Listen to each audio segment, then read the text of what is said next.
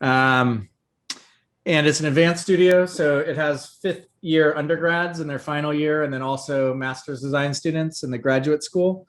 And so it's kind of a mixture of those. We sort of embraced this theme in many different ways. So in the building design projects, but also in the way we've approached studio, like this is an entirely online studio.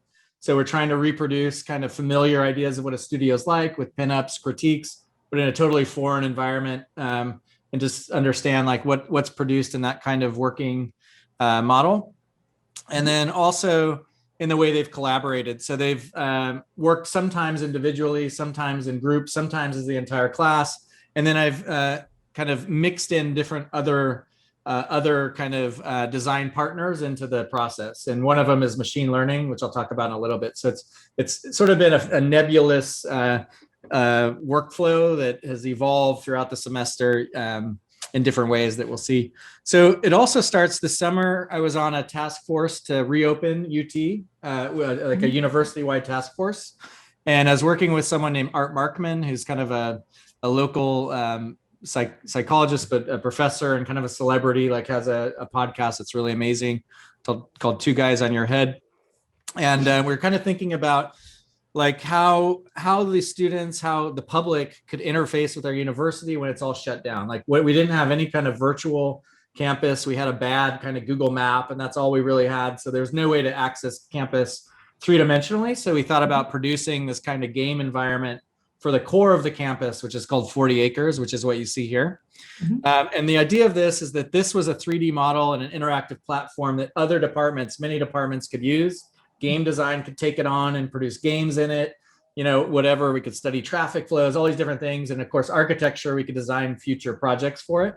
So the idea of the studio is to produce buildings for this campus, but also to reuse the theme of foreign and familiar to look not at buildings of the current condition of society, but in like 40, 50 years. So not super futuristic, not total fantasy, like 100 years from now, but far enough in the future that we know we have an idea of what might happen, like what technologies might be coming, how society's changing, and then how we might start to engage those shifts in society and through technology in the immediate future, so near future.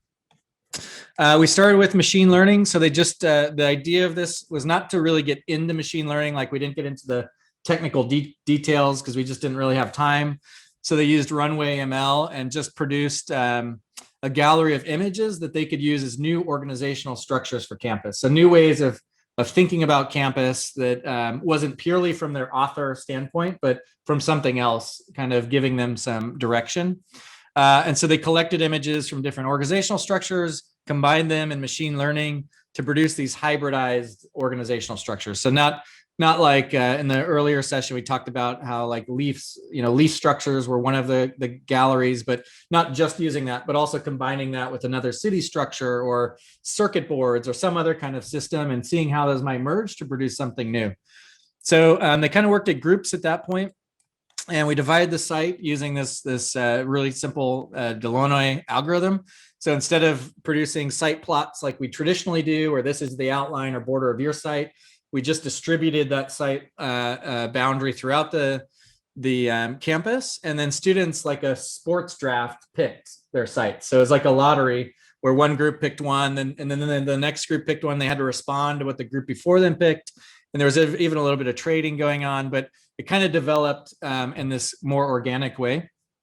And then they very quickly, like one day exercised, just looked at how they could collage or start to connect some of the machine learning patterns that they generated into the campus, just to give them an initial point of reference for how they might start to generate 3D forms and massing on the site.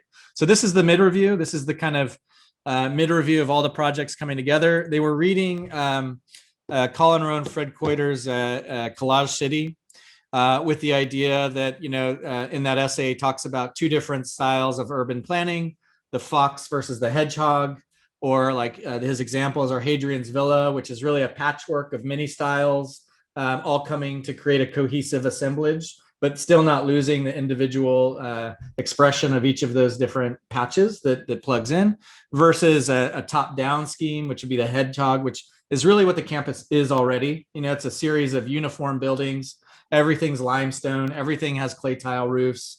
And so there's a uniformity, a very formal landscape plan.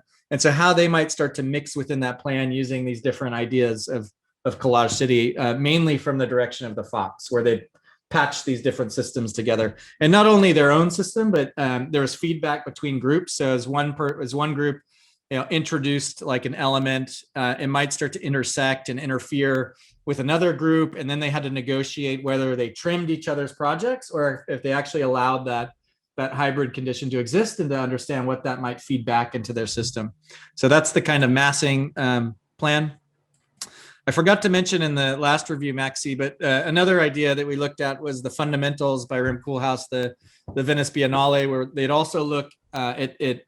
Originally, we were going to work in Unity. And Unity, works with, it's more like an assembler. So you build your models outside of Unity, and then you assemble them, add assets that other people create into your logic. And so the idea was also treating these buildings, the massing as assets that would combine and assemble into campus, but also the fundamentals like stairs, circulation, and treating those as separate design projects and separate design problems that also assemble into their buildings. And, depending on which project, they more or less did that. I guess the other thing is they, it's kind of a virtual world, but also a physical idea within a physical world, the idea of a physical building in a world.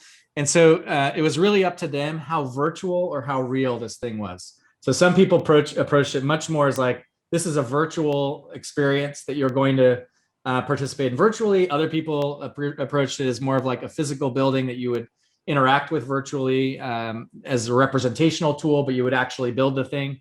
And so it really depended on how they approached it, and I left that up to them. But also we kind of question representation. So there's the conventional architectural representation, plans, sections, all these things. But since we were producing a real-time 4-dimensional model that you can move around, renderings are very cheap. So you can produce renderings with a click of a button. So they produce over 500 renderings. Instead of laboring over each rendering and post-processing and all this stuff. It was really just about capturing a moment within a 4-dimensional experience and representation. So before I hand it off, I'll just very quickly fly through the model. And there's 2 projects we'll talk about now. See how this works. This one we already talked about. So this is the world that we created. And tons of detail. So, they fully modeled like the interiors and stuff. And you can see the existing buildings on campus here are all the limestone brick buildings. One of the projects we'll be looking at is, it starts over here. And these are like, once again, they're like fully modeled interiors. Let me see if I can find my way through here. So, yeah, like everything, even down to when you walk into these pods, the rooms, the stations, which they'll talk about later, and all the details. So because this model got so incredibly huge, I'm having to run it on my powerful desktop. And so it's been a process of like assembling a lot of different pieces together into this model. This is another project from earlier. Let's see, cut through this one.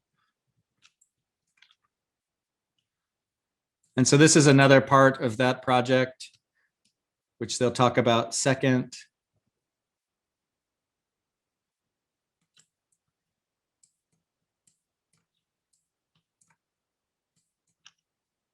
Fly through here very quickly. And then the third part of that project is on this side of campus. So it's over here. And again, like fully modeled interiors.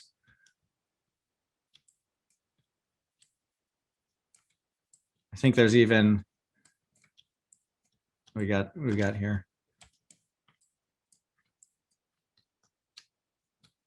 Where am I? Whoa, I think I'm in the ground. Hold on. Yeah, so, like algae growth, I think even some other things. Okay, and so that's one of the projects. And then the other one is way over here.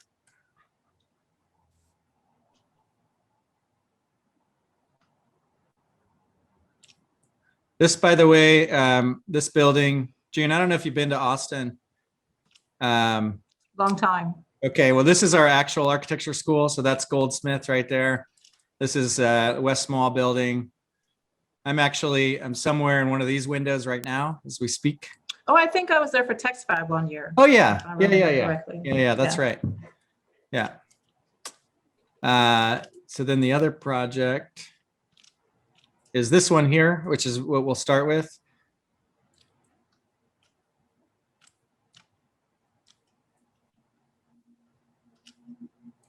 And I'll just kind of go up real quick.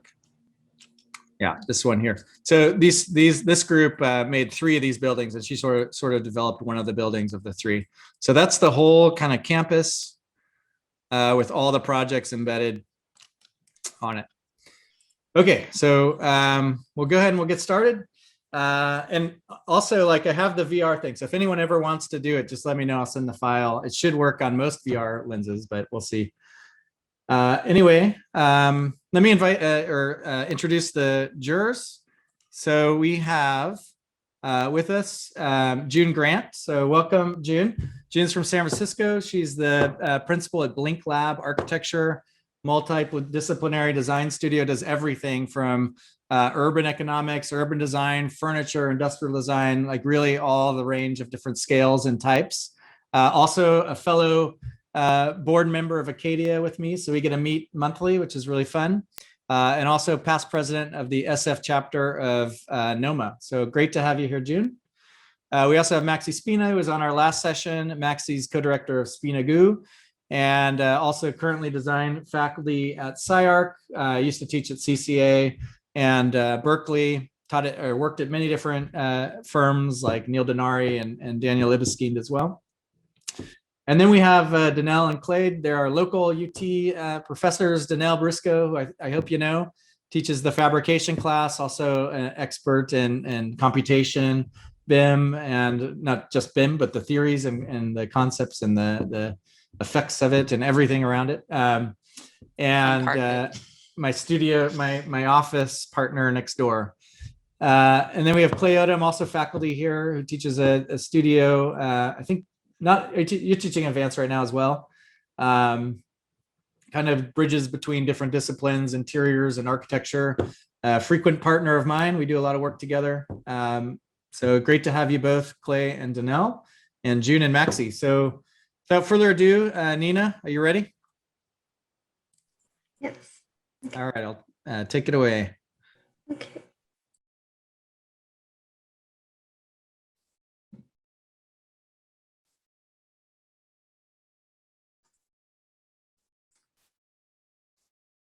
Okay, so my building is the Multi-Generational Living and Rehabilitation Center on campus. And I'll start with a quote by Matthias Holwich, who is an architect at HWKN. But as part of his new aging project, he said that old age needs to be acknowledged as a state of human existence that fully deserves preparation, anticipation, and excitement. And so I treated the theme of aging in my project. And then I'll start by introducing the site location. So here's the UT map. And then my site is located to the east of the Harry Ransom Center. And then this was my partner Matthew's site, and then the other site. And then here's a closer view of the building from the top view. And then this is the campus to the east on this side.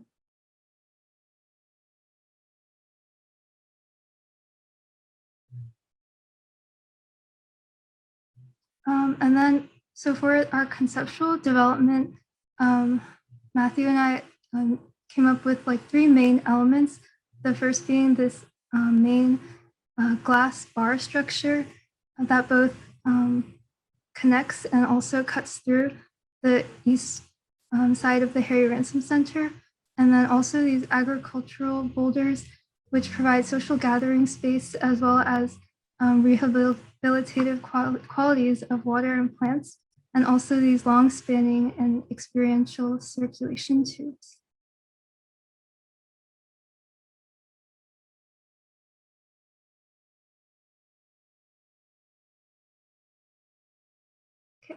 And so the program of the multi-generational living and rehabilitation presents a divergence from and also a reinterpretation of the traditional retirement or nursing home typology to create a sense of community among residents of various ages, avoiding isolating and alienating the elderly from normal society. And so that can be seen in like these clusters and communities of housing units here.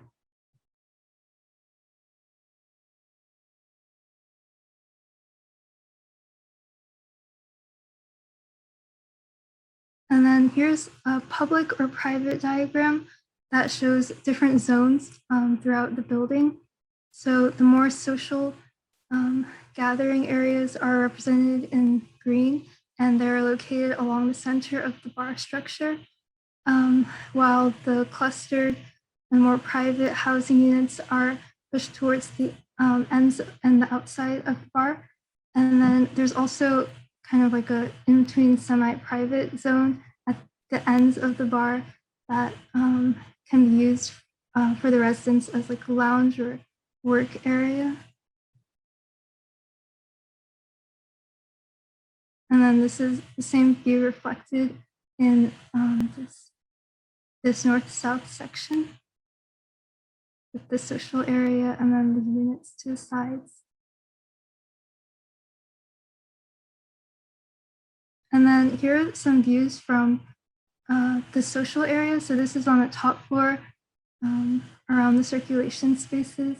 And then this is a view of the intersecting trellis from Christopher and Amelia's project. It was in like the last session, but basically they have trellises with greenery growing through them that intersect with my building at certain points. So mostly along this social area here.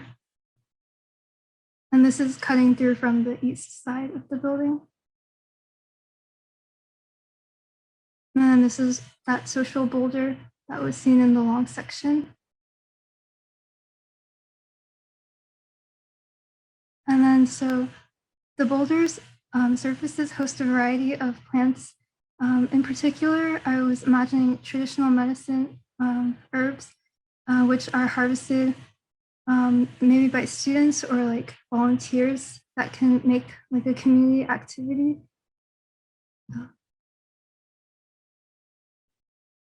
And then, so here's a view from the inside of or that same boulder.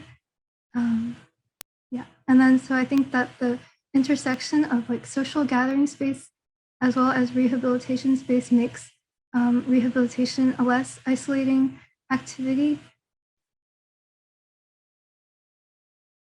And then here are some examples of like traditional Chinese medicine herbs. And there's a variety of different kinds from vine-like plants like the goji berry and then kudzu, and also root plants like licorice, ginseng, and ginger, and then more flower-like plants.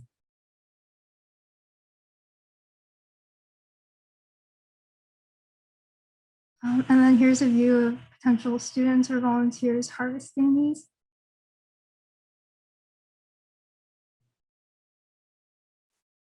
And then this is the east-west section through that other social space that can also serve as an entry space.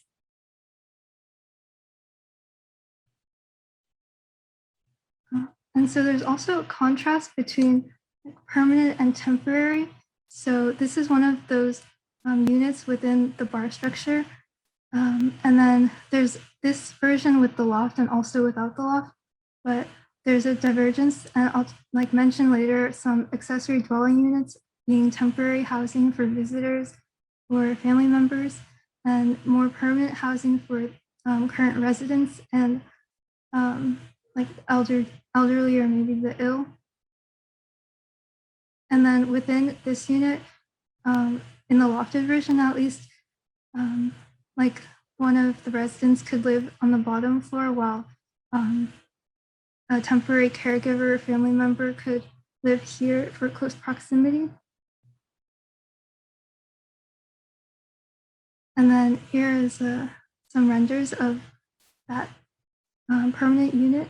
So here's the bottom and then the loft area.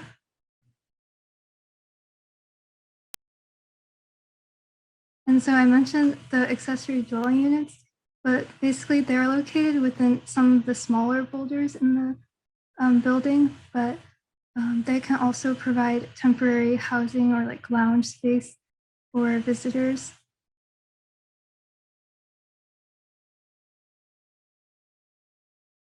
And then here's a section through one of those. And then this is just a view of one of the semi-private zones with like the lounge and work area at the ends of the building. And that's it. And I can go to the board, maybe.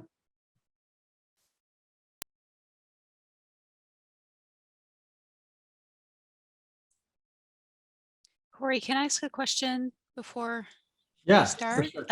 Is there a specific amount of program that they're meant to address? Is that something that they are creating themselves, or is it a real program? I didn't hear that part, I don't think, or maybe I missed it. Yeah, they all came up with their own program. Okay. Like, it's kind of interesting. We were looking at the last session, her partner presented, and his project was a NFT museum that, new idea of a gallery completely devoid of any objects or really program at all. Okay.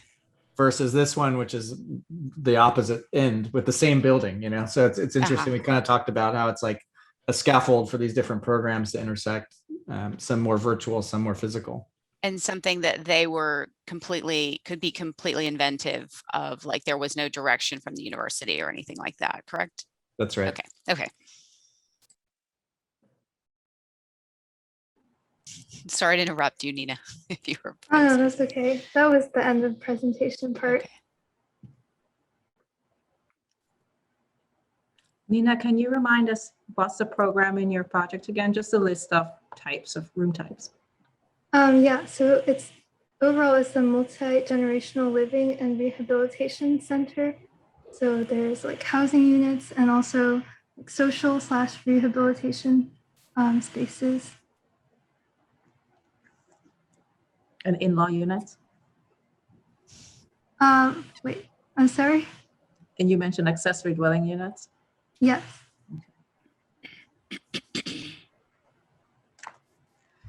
It might be interesting, Nina, to expand on like who those people are. We were joking that it was faculty earlier, but yeah, it could be faculty. It could also, I guess it could also be like family members of current students, so that they don't have to feel like very isolated, like, and to avoid just having the idea of like being sent off to a nursing home or like a rehabilitation facility, and then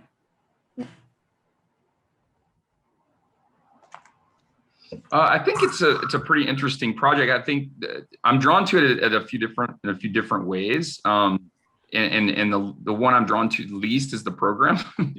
Like I think you've addressed the program actually in a totally believable and understandable way. I think the sort of gradation of space across the sort of maybe three typologies of formal typologies that you have, right? The sort of block, the rectilinear block, and then the sort of interstitial or overlapping hybridized kind of space, and I think you've linked those up quite nicely. In terms of where the program fits into that, the one that I'm most drawn to is the one that's in between, the one on the left here, right? In terms of it has a little bit of, and I'm talking purely through a spatial kind of like condition. I think having a little bit of both in terms of the types, the rectilinear or rectangular prismatic block, and then these sort of more stone-like masses that are projecting around through the whole project. I like that overlap. I think it's pretty compelling. But for me, like one thing that I would like to know more about is sort of what was the logic of distribution of those spatial types along this sort of vaguely linear kind of project. Was there a logic? And then if there's not, then that's also a logic, but it's a different kind of discussion. I don't think it was like too specific of a logic, but like for the boulders, the placement of those and also the placement of the units, I guess, was mostly in clusters. So I guess like the placement originally was kind of random of the boulders, but they were clustered around where they were placed. So it was really, I mean, so it was it sort of emerged in terms of how that linked with the program. Because the program, I'm assuming, came second then in the overall kind of like project development, right? Mm-hmm.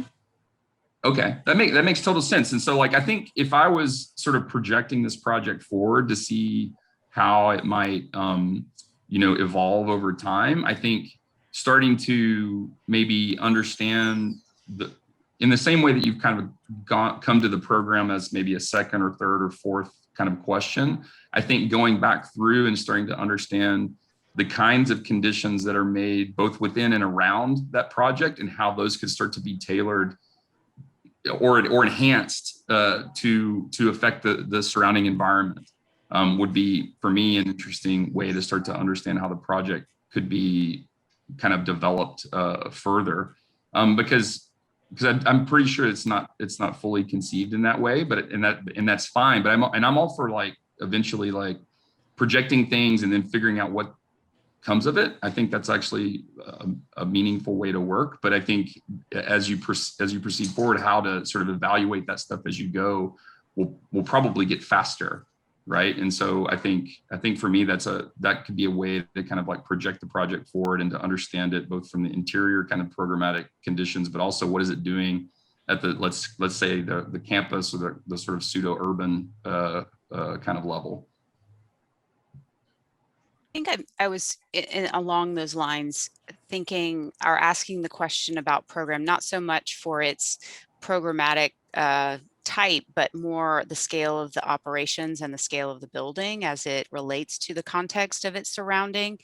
Because like, for instance, in this zone, you're just so close to that neighboring building. You're not attaching onto it. You're not parasitic, but you're like uncomfortably close to it. Like you're standing in such proximity to your neighbor that you almost expect there to be some kind of reaction there. And it's as if you had to fulfill a certain amount of square footage, and that's why your figure is as such.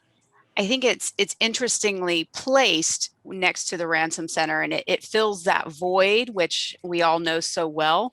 But I just wish it were sort of like making a greater statement as to its relationship to its neighbors. Either it's pulled back and it's having a dialogue with it, or it's sort of glomming onto it and saying, I am going to overtake this area. And I feel like if we're projecting into a future of 40 years, this feels like it was, something that happened yesterday, or, like in the next 5 years. I want to applaud you for the use of the boulder element and how that could become something that grows or expands upon what you're as a device. And also, the use of biophilia within your work, I think is of course, I'm interested in promoting that as much as possible, but it feels like it was just planted. Like I would expect this to be a lot more robust if we're really looking to a future of, say, 40 years from now.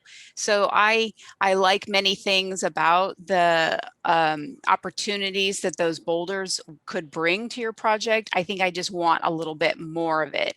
And I want you to make a better or clearer statement as to how you relate to one neighbor or the other. And they don't always have to be the same position. You could have some relationship that pulls away and some relationship that is more parasitic. I like Danielle's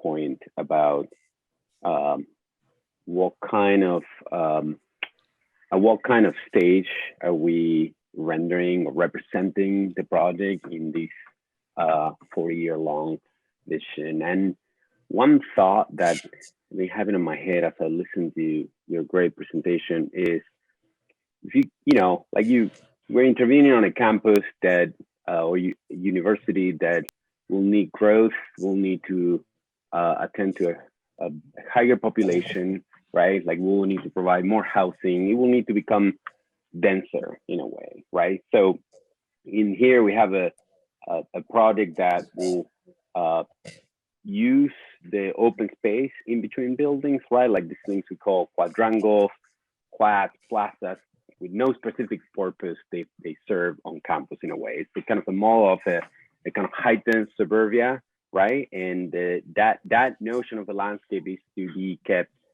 order, pristine, rigorous in the sense of, you know, geometrically rigorous, dividing paths, connecting buildings and so forth, and providing that distance from buildings, right?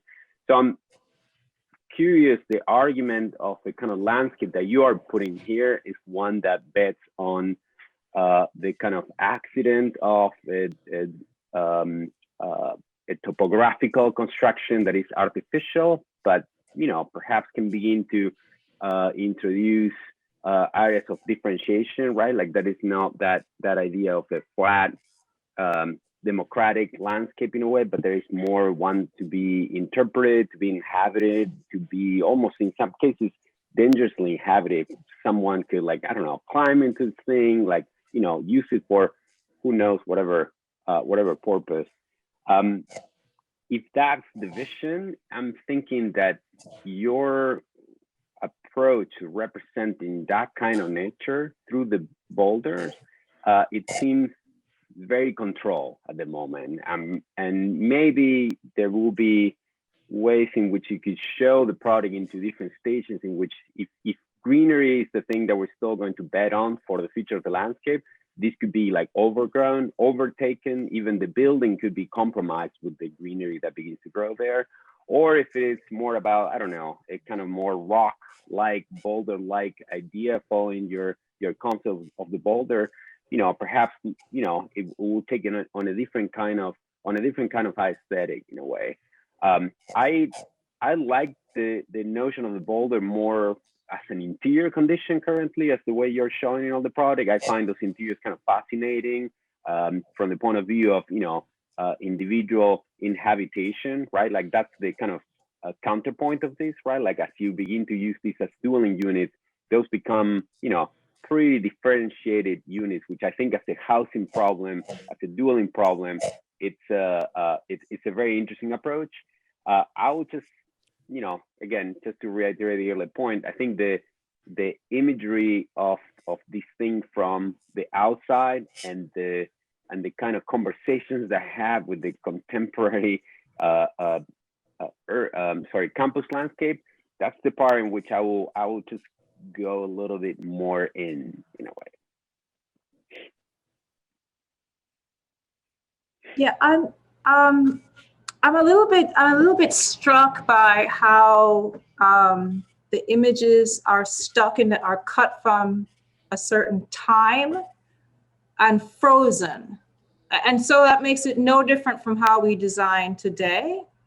And as a result of doing this cut and freezing the object, we don't get to see how it morphed over time. And I think that was a missed opportunity. And it's not just this, I've done quite a few studios this year where they're using AI. I'm seeing the same. We've used the tool to generate images, but then it's like a still camera shot was taken at a point. And as a result, we lose what the information of emergence to that form. And that's what I would love to have seen, or I'm trying to find in the project, because right now it still reads as two objects, a rectangular and this boulder that's trying to intersect and overlap. And I'm looking for those moments of transition where the two meet and they don't form a geometry that I'm used to seeing. So that shot where you have, I think there was a bookshelf, which I was stunned to actually see a bookshelf, because I thought the shape and forms and growth of the impact of the boulder hitting, that shot it's as if someone said, okay, you need to furnish it so we can understand the scale, because I know that's what I also experience in studio, where someone says, well, make it, how do we know the scale of the space? And so you're throwing some furniture. But I think what the furniture is telling us is that it doesn't belong 40 years from now. If the features that what we're looking at for this building type, then the furniture doesn't match, right? It's this leftover ancient artifact that's been shoved into a space. And this is where I think the project needs to actually start to go, which is to ground truth it in what is the geometry, size, shape, form of those spaces? How do you understand them? How do you become intimate to it so you understand what's the potential use of that space? And that is what I'm grappling with, not just with this project, but with many projects that I've reviewed this week, is faced with new geometries that are being created by machine learning, and we're trying to put ourselves in the future. We should be questioning every single angle and every single item that's put in that space, because now we're trying to reach forward into something we don't know, and we can't bring everything with us. Although apparently we're bringing the same plants. And I really am challenging even the growth module. You know, can we look at the information that the data provided us and really get intimate with those geometries so that we're not forced to bring in the orthogonal pieces that we're used to? And this is not just a challenge, it's a challenge to you as a student going forward, because I know that we'll all be facing this if we're going to use machine learning to design the projects. And someone mentioned the word opportunity, and the way the project shows, I think the entire studio is, we're trying to understand what is the opportunity of the software, what is the opportunity of the space. I was surprised that this grasshopper type object, like you said, Danielle, didn't absorb the campus building or touch it or shy away from it. If it's an opportunity and I'm put in a space where I'm trying to make my own space, I'm definitely pushing back against who occupies that space, right? I'm making my presence known, and I'm gonna want my own space, and I wanna want my own space comfortably.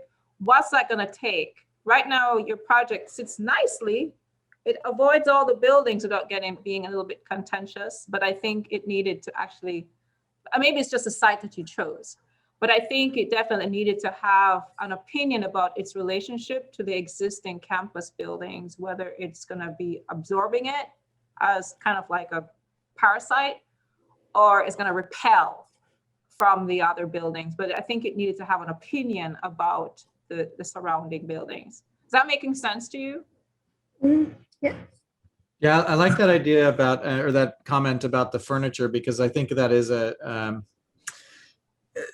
weakness of the project, because I think you need to radicalize everything on the same terms. And what I mean by that is the program is actually like super radical in a really interesting way. And I didn't really think about it as we were talking this semester, but it kind of dawned on me now, which is that you're basically, I mean, I think the biggest problem with academia and like all these kind of structures is that they only accommodate certain types of people.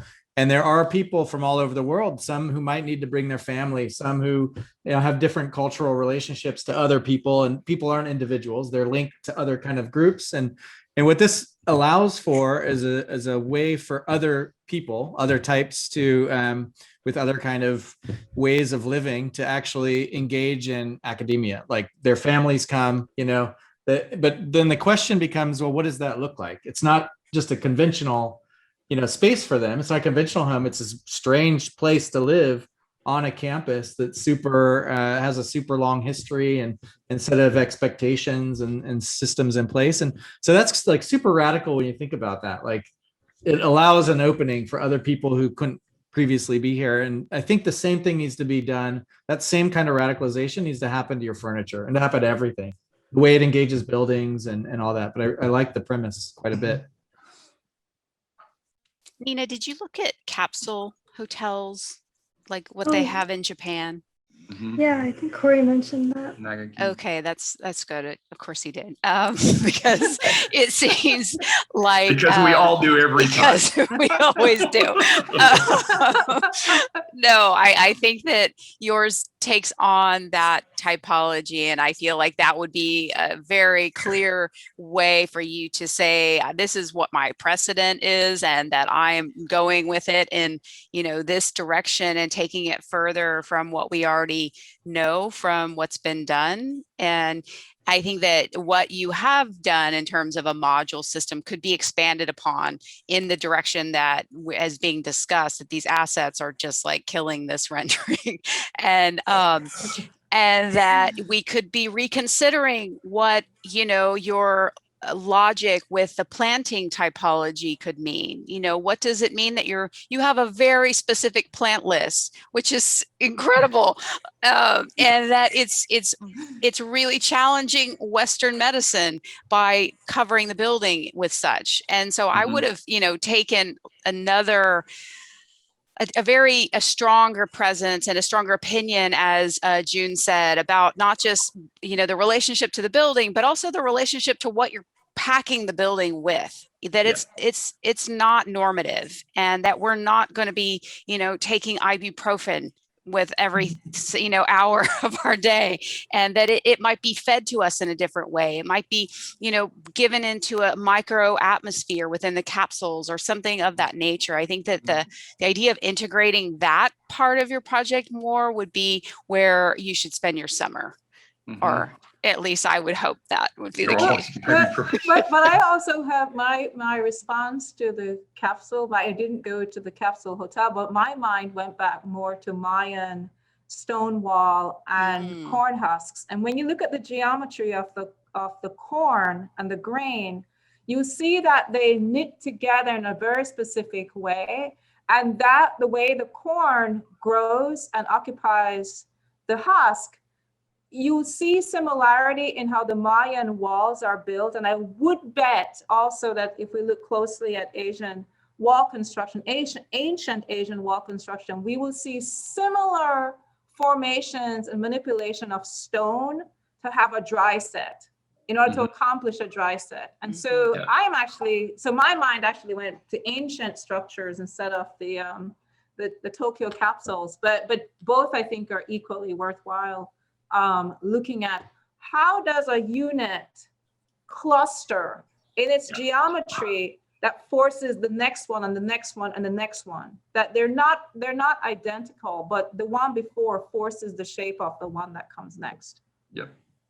And that's a space that could be, and certainly with an advancement in your abilities, but like that's a place where AI could be deployed also, right? Like, and so like I think that's a really interesting point. And a thing about the furniture is I think yes, I think I agree with the idea that the furniture in that one image is off, but I think in terms of like how you can start to evaluate things, it actually makes, there's a reason why it's there, right? And so like I think the question becomes like, where does it need to be super specific to the overall like system that you're developing? And then where can it also absorb the weird stuff that I'm going to bring when I come from wherever for my fellowship here, right? And I think those kinds of abilities for these spaces to begin to absorb the stuff that we all want. Because even 100 years from now, I'll still be carrying, if I'm still alive, which I won't be, but I would still be carrying my grandfather's books, you know what I mean? Like those kind of things. And so there are those weird or the weird rock that you picked up on vacation when you were wherever, And so like, I think that ability to absorb the hula lamps of our life, are important. And so like, I think it's not an either or scenario.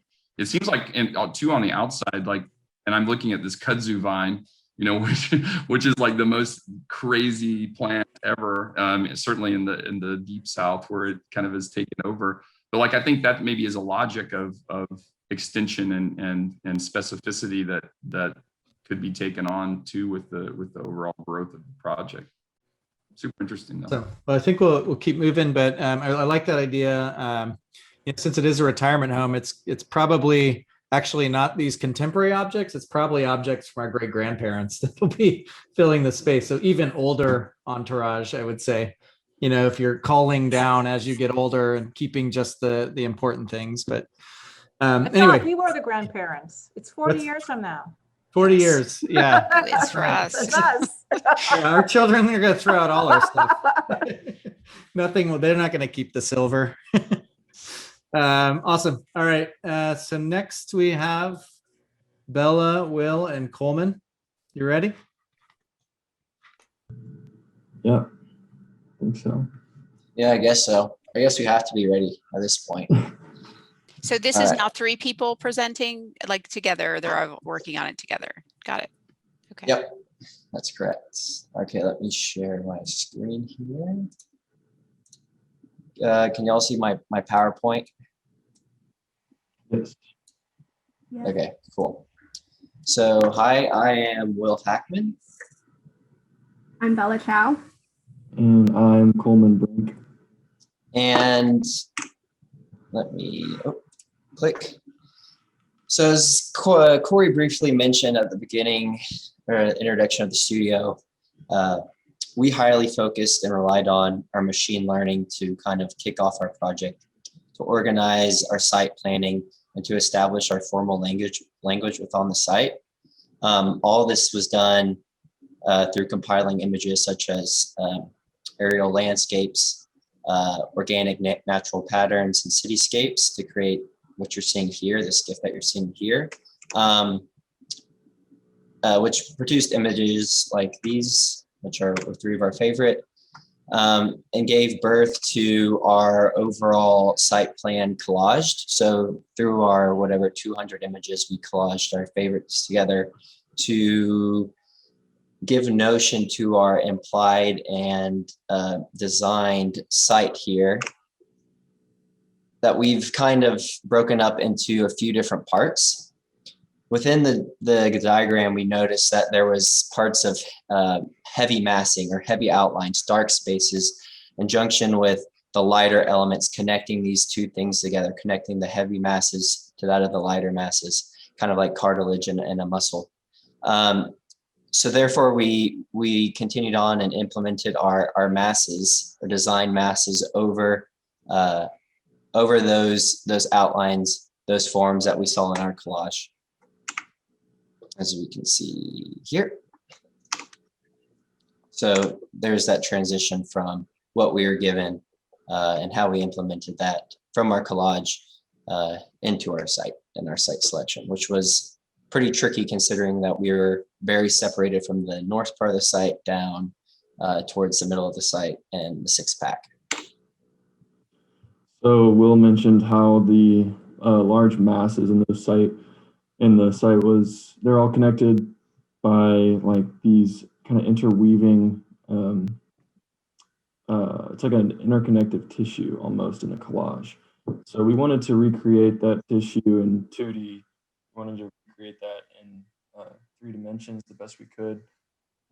And so we started doing that by beginning with this base form, just made with simple Boolean cuts and removals, and then connecting the forms with these pole objects that we created a grasshopper script for, but wanted to make sure that the poles where they met each of the forms influenced the shape of the form still, instead of just hitting the surface and that being the end of it. We wanted to make sure that there was some discernible effect between the poles and the masses. So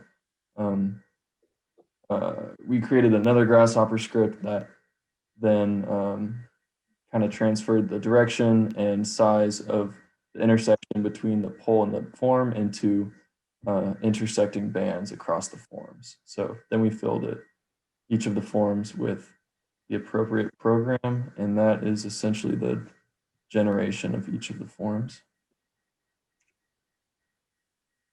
Okay. So next we kind of explored different future technologies. And so kind of our statement about technology is that technology is ubiquitous. Our relationship with electronics, both hidden and overt, has become integral in our everyday lives and has reformed how we interact and perceive the world around us. In the perpetual pursuit of utopia, futuristic machines constantly propose a new and improved way of living. Some prospective technologies speculated to become part of our contemporary lives include flying cars, nanobots, and 3D printed food. While many of these proposals seem to be more applicable to temporally distant societies, our rapidly changing environment and needs suggest these future technologies could be implemented in the near rather than distant future. Despite the vision of a seamless integration of these technologies, a question of the spatial requirements to house these technologies arises. Technology is a tool to change how we live, but contrary to our reliance on it in completing even the most mundane of tasks, technology is often tucked away into the periphery of our buildings and minds. Our project explores ideas of human viewership and interaction with the digital. Set in a near speculative future, we wanted to confront our complacency of existence. What are the implications of space making with a non-human centered focus? Architecture as a discipline has become constrained. In our constantly changing world, architecture is stable. Our explorations play with destabilizing the status quo. Programmatically, our project is a spectrum of human occupation, with technology taking precedence while humans become the periphery. Our projects are highly speculative, but rooted in our observations from human interaction with technology. This is just one potential feature of many. Next slide. So we each explored a different topic within our near future research, with each technology existing on a spectrum of scales. I was interested in food production and bioengineered food. The first subjects I implemented were algae tubes. The next one, the second object is a bioreactor tank that houses lab-grown meat.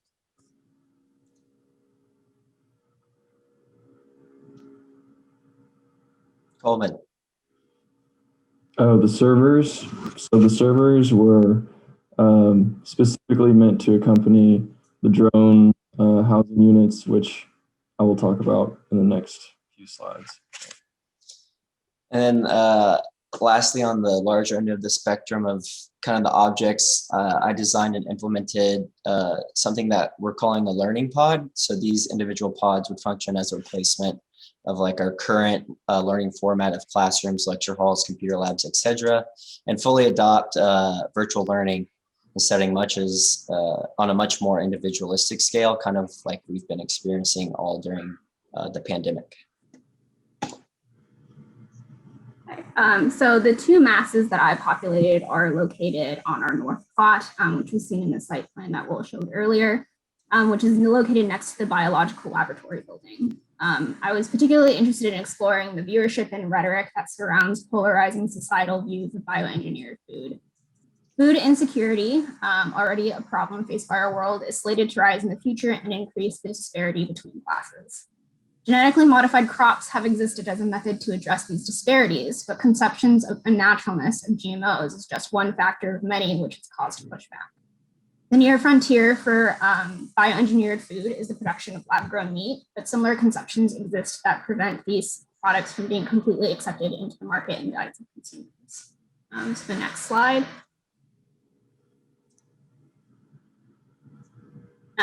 So the two masses illustrate two different human occupations of space based off the future technological objects. The mass on the left features algae tubes hanging from the ceiling, creating a sculptural element to the auditorium space below. The space above houses the inner workings of operation with limited space for human occupation. The mass on the right features lab-grown meat bioreactors and servers with more algae tubes occupying interstitial spaces. This space is not meant for human consumption, and the spatial configuration of the objects compresses paths of circulation, physically heightening the discomfort these near future technologies engender. So the next slide is a perspective of the left-hand mass that was shown earlier in the section perspectives. And this kind of illustrates the near future chairs that will featured within his learning pods, and then also the algae tubes that hang from the ceiling that create this kind of like wonderful sculptural component within the space. And then viewed directly in front of us in this are projections onto the wall of the different interfaces that we kind of designed to go with the learning pods. The next one is another view of this interior that really features this like glowing mass that the ceiling creates. And the next one. So this is the above of the algae tubes. And as you can see, the pipes kind of take over the space, and it's more about the functionality of the space, which is controlled by all these robotic arms and drones in the space rather than humans. The next one. So then this layer GIF kind of shows the spatial configurations within the left-hand building of the neat bioreactors. And the next one illustrates the configuration of the auditorium with algae tubes. And then some walkthrough perspectives of the bioreactors. That really illustrates how compressed you feel when you're moving through the space. So we also wanted to address the issue of campus safety, but almost push the solution to its extreme, where the solution almost, becomes its like the new issue. So that would be just an increased sense of, or an increased level of surveillance using drone technology and constructing these large masses on campus that would act as drone housing units. That would contribute to a heightened sense of security and safety on campus. Now, it is extreme, but we wanted to kind of push it to that point as an example of something where humans are pushed to the periphery of the project, and the structure is built for technology and for the mechanical systems. So next slide. This is a look at like the inside of one of those buildings, like the servers mentioned before, existing in the middle of it with the drones around the exterior. And many of the buildings are just servers, and many have drone like ports on the exterior, but all are built primarily for the housing of data collection, data management, server systems, and primarily like machine technology, I guess. Next slide.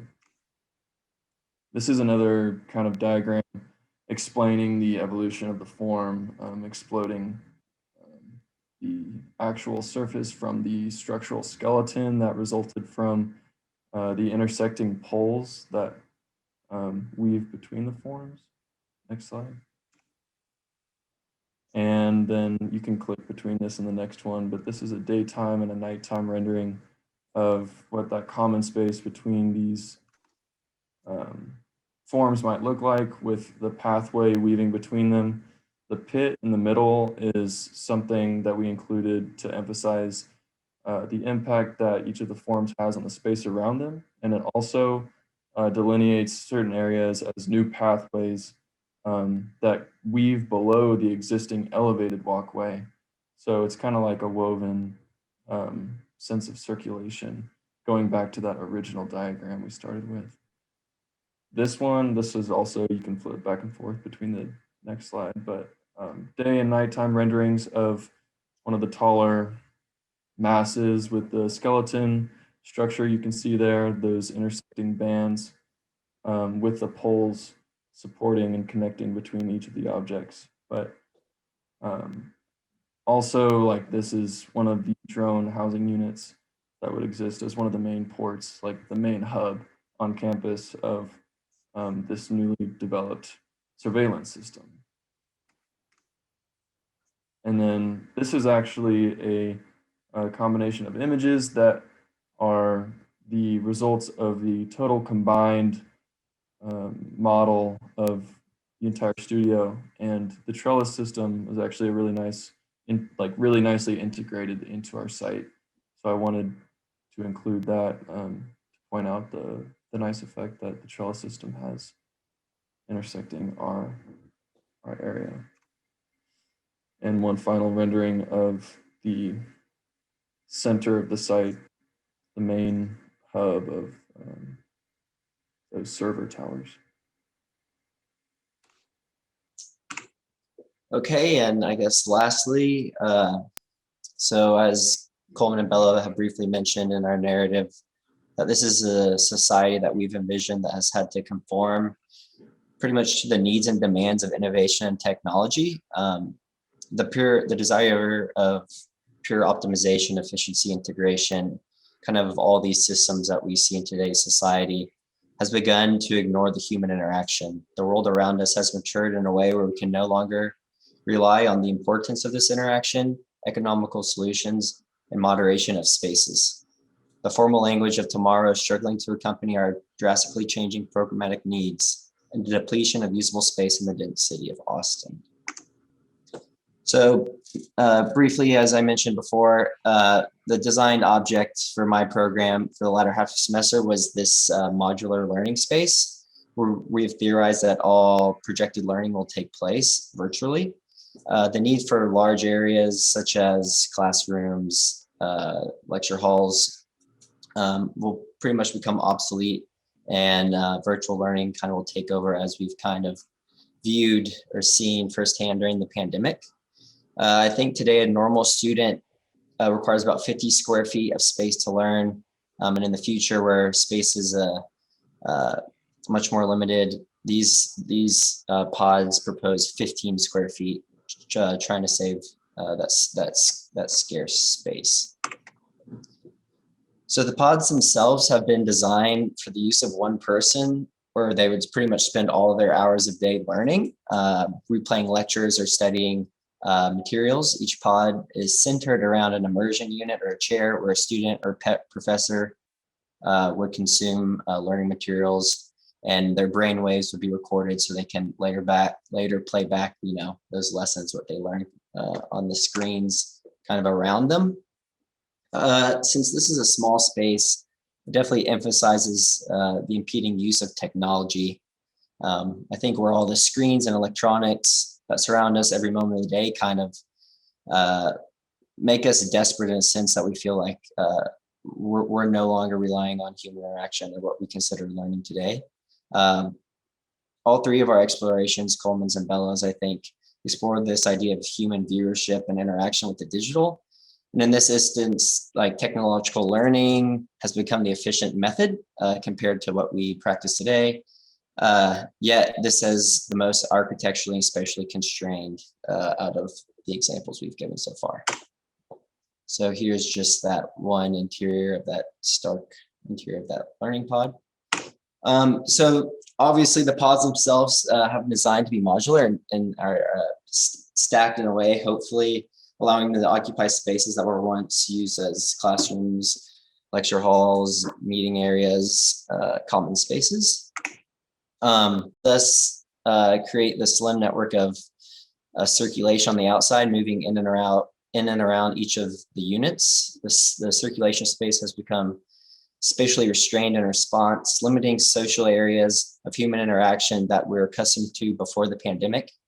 Each pod has been designed with one electrochromatic window, giving at least a slim view to the classmates on the exterior passing by, ironically poking fun at the scarcity of interaction that we pretty much notice in a lot of dense utopian societies that we see in movies such as Blade Runner, Tron, Ghost in the Shell, etc.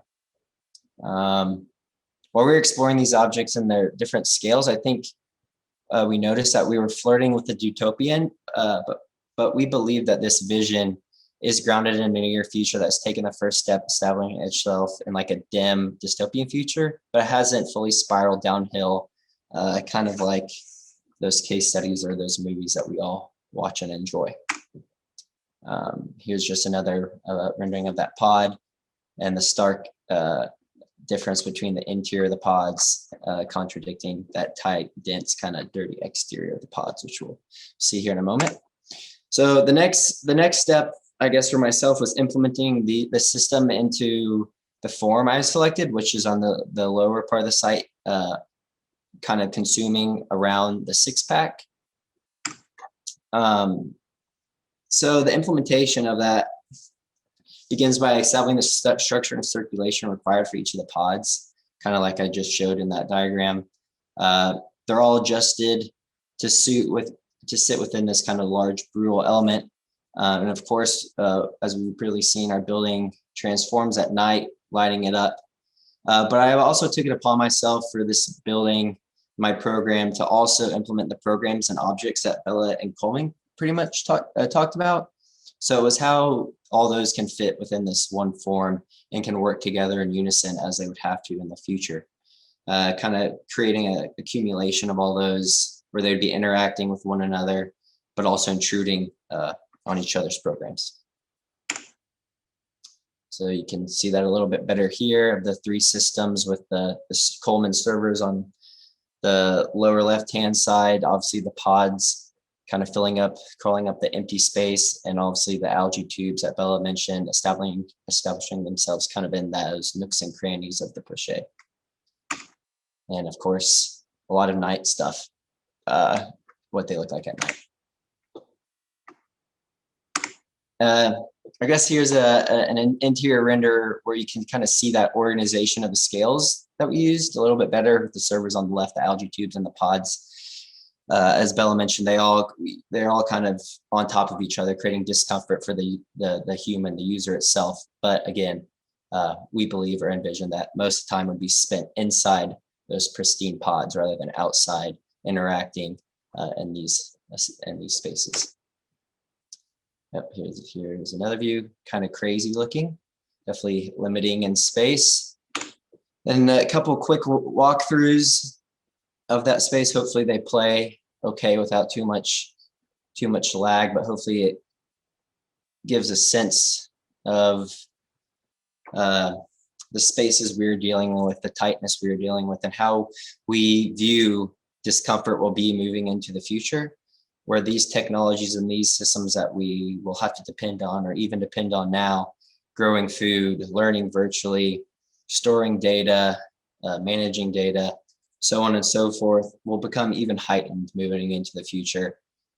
So hopefully this walkthrough kind of shows how all those are implemented together in this building that I have started to design. Oh gosh, I think next is, let's see. Oh yeah.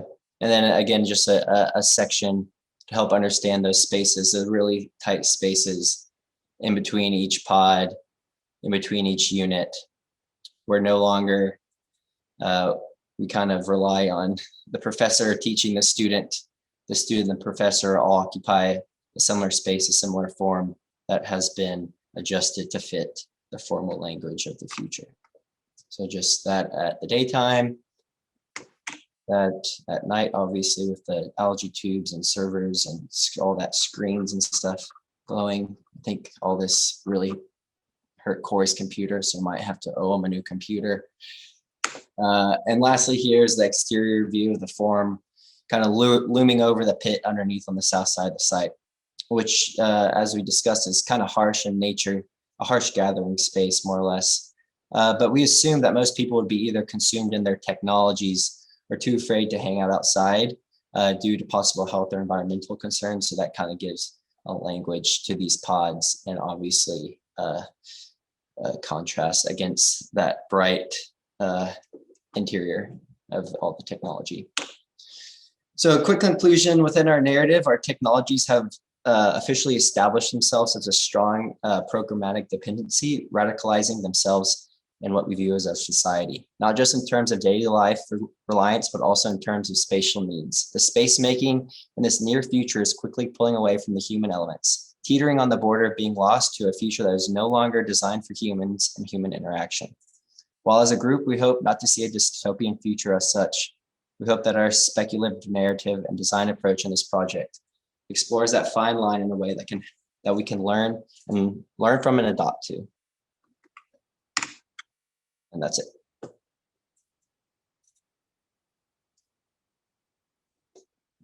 And I can now pull up the Moreau board where we have all this stuff, most of it ready to go.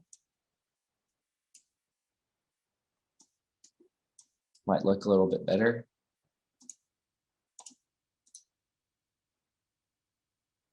Can you all see the Moreau board? Yes. Great. I don't know if you guys, but when you were talking about learning pods, I was having conflicted thoughts in my head. I think learning pod, I think my 5-year-old and a teacher running around in my backyard. And I look at your project, I was like, something doesn't quite match. One of the things the pandemic has like kind of ruined for us, another term. Different definition. Yeah. A little different. Yes. Sorry, that was just a side note. I didn't mean to be a reflection on your presentation.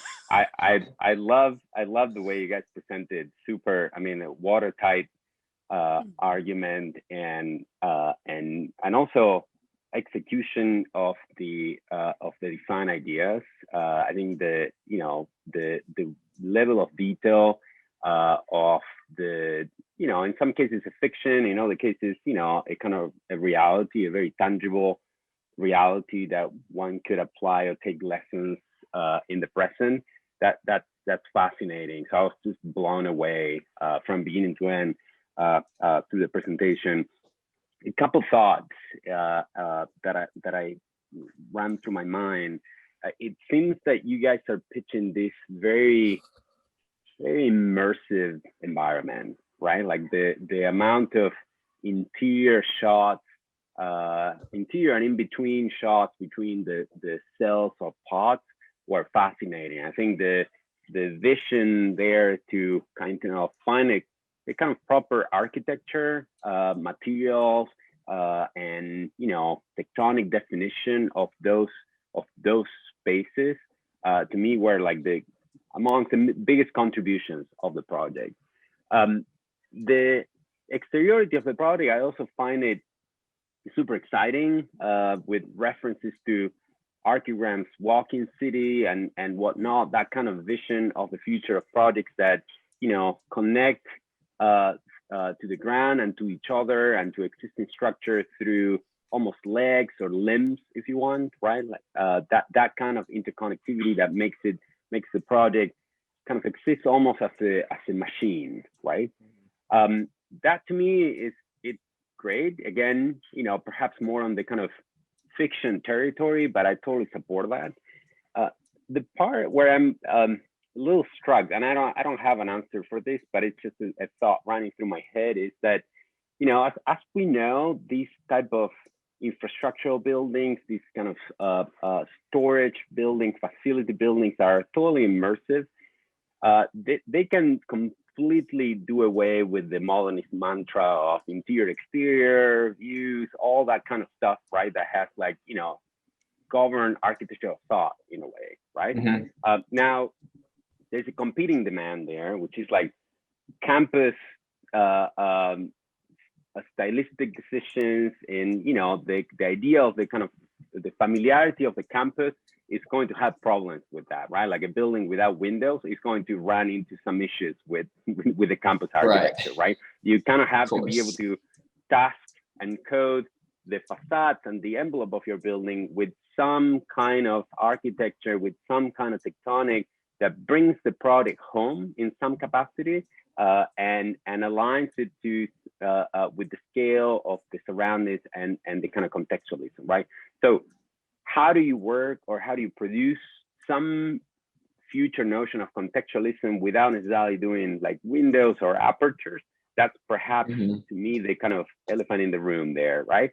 And I saw that you guys in some cases restore to some idea of window making that became like these drone flying stations, but they look a lot suspiciously like windows. And or some apertures that, I don't know, one might find in like, I don't know, like a Daniel Libeskind building, which are, they're good, but like perhaps unnecessary.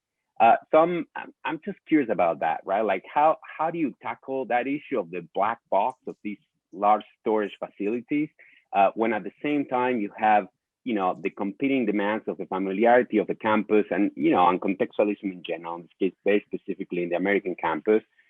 What do you do with that problem in a way? What do you do with that kind of dichotomy, if you want? Exactly. I think it's in terms of apertures and applying, I guess, systems as such into our buildings, we definitely struggled with that, especially since we addressed that after we had cut up our forms. So all the large cuts, all the slicing and dicing and adding of the pipes and all the poles created forms that, you know, had very, very large apertures and width. So we were kind of left with that left over, but I definitely agree that that's something moving forward that would be crucial to consider. There's an element of self-generation in this project, you know, really diving into the enthusiasm of the extreme, but there actually are existing types that kind of speak to these extreme conditions. The architecture that's used in Antarctica is similar to your pod system. And interesting enough, I'm gonna touch on the idea of apertures because years ago, when I was much younger, I was working on a project for NASA, and one of the questions that came up in the project was the need for an aperture, a window for the astronauts when they're up in space. And it's not there for aesthetic reasons. It's actually because astronauts, when they're up in space, psychologically need to know where home is. It's not just to look back at the blue ball. It's a psychological thing about registering where you come from and that comfort that you get from being able to recognize something in the distance that's about you. So your struggle with should you put an aperture in actually has a lot to do with the psychological, I suggest, has something to do with the psychological need of the humankind to look back from where it came from or in order to feel comfortable about where it's going. Mm-hmm. And the similar thing apparently happens in Antarctica, where it's just, well, the ice is shrinking, but the shape of the capsules that they use to be able to survive in Antarctica is, and the same with the capsules in space, is a lot of it has to do with air pressure and being able to breathe. And so your shapes were kind of arbitrary. And this is where I say, you may wanna, if you really wanna pursue this idea of extreme conditions, then you have to now tap into what is a human being that you're designing for. Like really, physiologically, what do we need? I love the presentation, and somehow the sun has been turned off in your world. It doesn't exist anymore. I mean, we blew it up. Yep, environmental issues. And Elon Musk is now charging rent and we can't pay it. So yep. We no longer have the sun. But this is, but you pose a question about what is that environmental condition that the human is living in as a result of the machines being more primary. And the same question exists in Antarctica, and the same question exists in NASA. The context drives the shape and drive some of our decisions. And so that's where I would love to see this project start to really dive into what is a physical, physiological, geological condition, like what is the physics of this environment that you've designed for? Because I suspect it's gonna really challenge some things, but it also might confirm. The other part I wanna point out is how similar this is to a metabolism project. Where it's all about, you know, what is that environment that you're responding to, and particular on food and biosystems. And I find that to be also interesting about your project, where you guys try to grapple with the need for biosystems integrated into a highly security system. And somehow there is no warmth in this thing. It's just always cold, it looks like. And that's purely because I'm looking at it from today's lens, not from the lens of 40 years from now. So I'm pointing out some challenges in the project that I find, as much as I love it, absolutely love the graphics, but I now challenge you to say, was it the physics of the context that it sits in? And you can't answer that because you haven't created it yet. Right. Yeah. Not going to say anything to that. It's really but go to Antarctica. Go to Antarctica and check it out. But I think that's where they could go. I think they could actually, in some ways, it's a similar kind of problem that we were talking about before, even though it's much further developed than the previous project, but it still is that problem of coding in the human into this. And I'm not saying to make it human centric, because I think it's a post-humanist project, but I think it's Right. it's where are the points of contact. You know, there are some of those elements that Kory referred to, right? Those basic elements of the rail, the chair, the stair, the walkway, those bits. But I think the way that you could sort of address these really interesting questions is by using the format that you've already developed. So this is a science fiction project in the best sense of the word. And I think if you really sort of thought about like developing a deeper narrative about the daily lives of people that were interacting with this, and developed a short film that actually used this as the progenitor of the narrative, then you could actually come into contact with, you know, the people and the characters that would come into contact with these elements, right? Right. I think that's one way. I think there are many other ways. I'm into thinking about it through the film lens, just because I think this is one of the better science fiction projects that I've seen in a while, in terms of just the quality of graphics for one, but also just, I think it's really thought through in a lot of ways. It's 90% of the way there in some ways. And so for me, I would like to know the characters, what they wear, you know, really developing the world in the way that June is advocating, right? Like the world building around this, so that you would need to know, like, what kind of, you know, what would Denis Villeneuve do with this, Exactly. you know? Because there wouldn't be anything that wasn't thought out, right? The instruments that people use, the kinds of shoes they wear, all of that stuff would be, you know, really designed. Sure. So I would really advocate for y'all to spend the summer doing that. Yeah.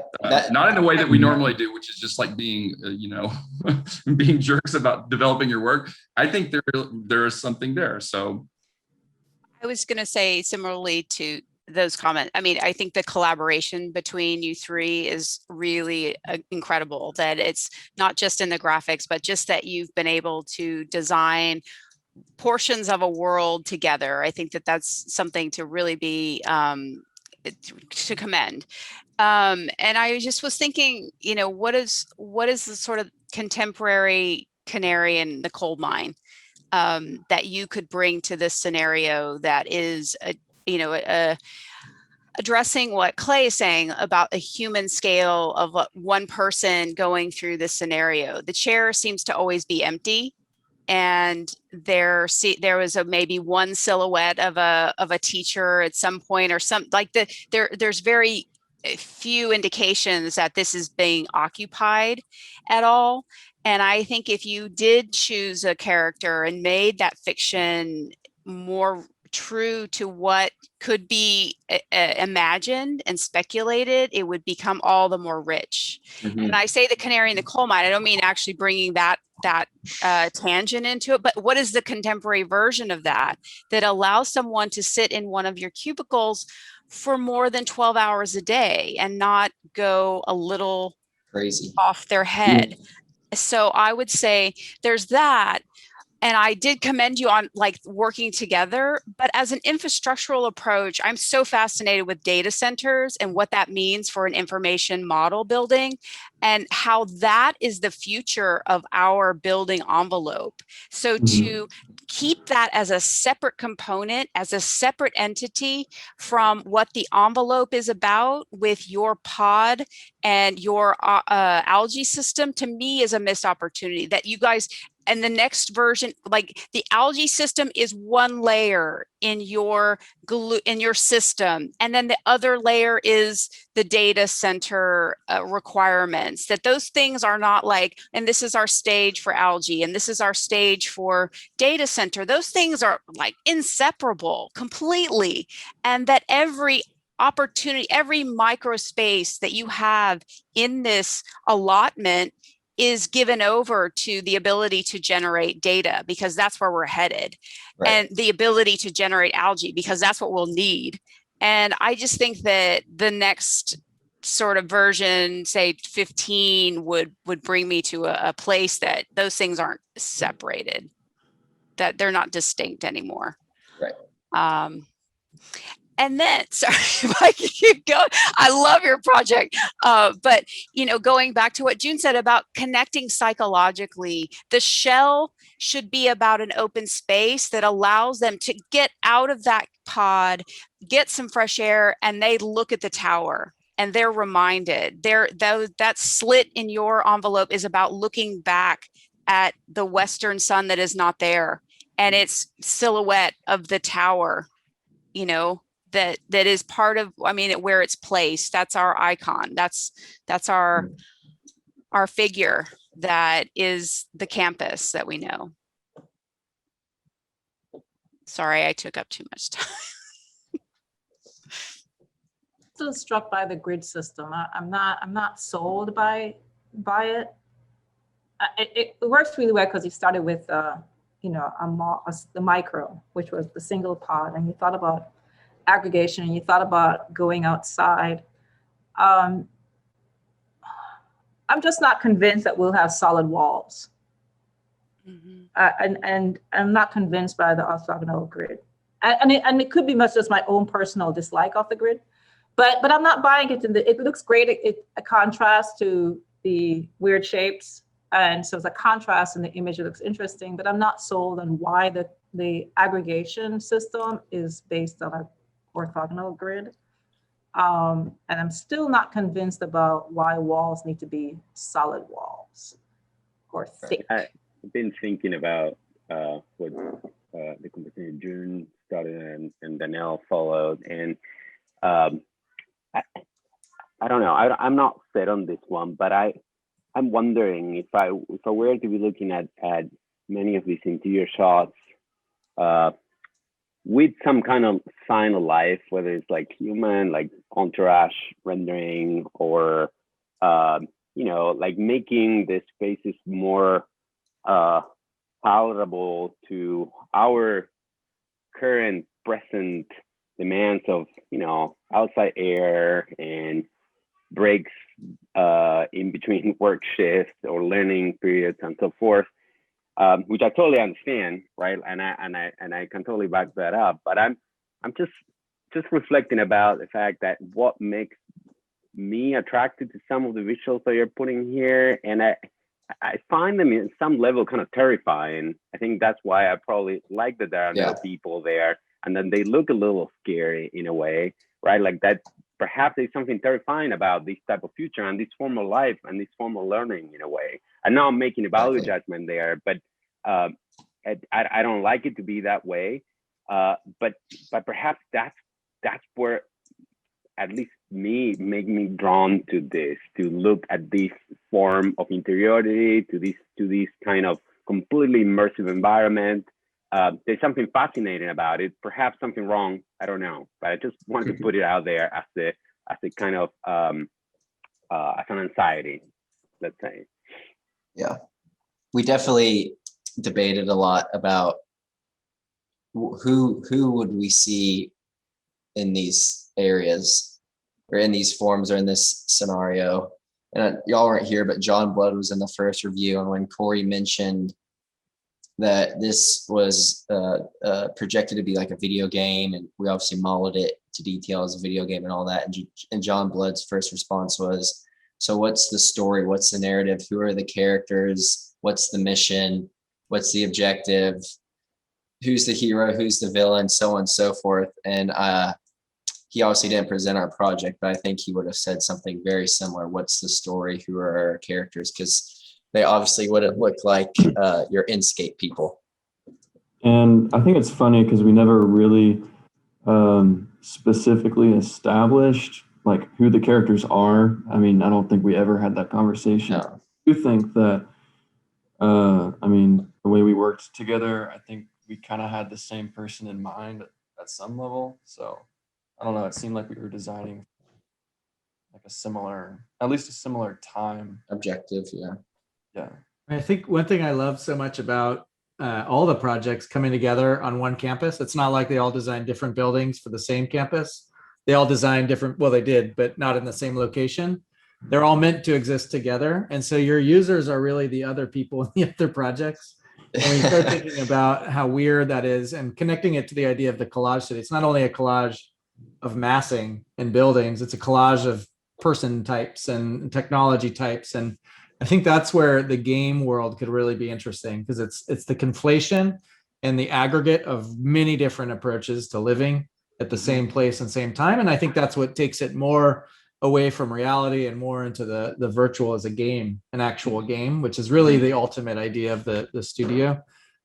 So yeah, with maybe a summer, that would have been a really interesting thing to experiment. I think it is a game, but I'm not sold on it as a game. Stay on some images for a second. Making everyone dizzy. I'm not sold on it as a game. I think that's one way to go, but I think I'm actually interested in it as more of a sort of like real project, not as sort of like, like something that only exists on my screen, but like I think the interfaces matter, and I think the questions of human perception matter and human comfort matter that everybody's kind of brought up. And I think if it stays in the game world, that's too easy to sort of like gloss over. I think really thinking about like what does my ass feel after like sitting in that chair for 18 months, is because it probably feels like mine right now, sitting in this crap chair for 3 hours. Yeah. So like I think really getting into that would be super amazing, and I think that does lend itself towards thinking about the characters in a slightly different way. Not as avatars, but as something else. But I think all of the above, really, like it's only that you need to spend to do it. Yeah, and the crazy part is that we had these 2 weeks ago, these were just empty voids.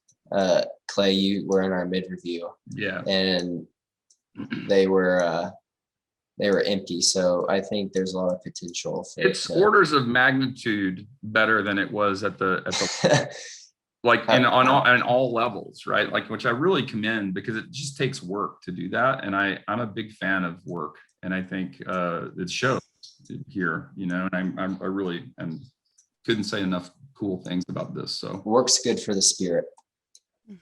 More work. Deadlines. Yeah, that's Coleman about that. Will, keep saying that, and then you have kids. Oh God, But I think it's important that you have had a platform to really consider the situation that we're in currently, where we are, and in fact, in those pods to a degree. Oh yeah. We call them our room, or we call them our home, or our backyard. Yeah. And I think that it's a prime time to be speculating how this fits into our future and what it means for our future. What can we gain from this experience that we can carry forward? And there will be a lot, but to think about it right now when you're in fact in it, I think is super important. That you in fact want the greatest lazy boy on the planet, and you want the screens to be the size of your walls, and they're surrounding you, and you can control things without people seeing you touch your keyboard. Yep. So you're considering a lot of, I think, the gut reactions probably to your own experiences. And so I think it's great that you went there now. And I think that also with the other situations that the other, Bella, your algae tanks are just beautiful to look at. And I want to know more about them. So I think you need to dive into that a lot deeper and get out, I think, more than just the aesthetics, because you're such a good designer. You're such a good, I think, visualizer, but I think you could be powerful in bringing it to another level. And then the data centers, I've already said, I love data centers, and I just think they should be everywhere. So you should start thinking more as to where the data center, this is a data center, but how does it really start to affect and infect all of our world? Sorry, going off on a tangent again. But I just think that this is such a great project for where we are right now. And to be ending your time in this semester with this, I think is really fantastic moves. Thank you. Thank you. Thank you. Awesome. Well, really great work and really great comments. I mean, one thing I'd like to point out that was really nice is that like a few of you did the Acadia workshop, and you can Yeah. see, you can see Ah. how it filters into the work. And so I really appreciate that you're connecting dots between classes, between experiences. I think too often students just approach one studio at a time and just forget everything they've been taught before. So it's nice that you're able to aggregate all those dots into something even more meaningful. That So- Morphosis workshop went way over my head, though. Honestly, Well, you I know what? can't- It paid off here, I think. I can't recall. I think it did. I think it did. But really awesome. And across the studio, like really good, interesting work. And I can't wait to import this into Unity. So stay tuned for the link. It will arrive someday where you can all play it, change the weather, and actually participate in all the spaces. Yeah, definitely taxed my machine to the extreme. I mean, I think each file was like 3 gigs, and then the total file is 15 gigs. So yeah, it's big. Sounds about right. It's a lot. But it still works somehow. You can still walk through it. Anyway, thank you so much for the jurors and your comments. Really great to see everybody, even virtually. One day we'll meet again in person soon, hopefully. If you need a vaccine still, just come to Texas. They're handing them out. Thank you, Kory. I truly enjoyed it. It was Yeah, great. thank you so much. Yeah. Thank you all. Yeah, thanks, Nice to meet Kory. you, June. Thank you, Good Kory. job. All right, students, stay around y'all. for a little bit. See y'all. Bye-bye. Thanks. Appreciate it. Oh, wait, where are the students going? Don't leave.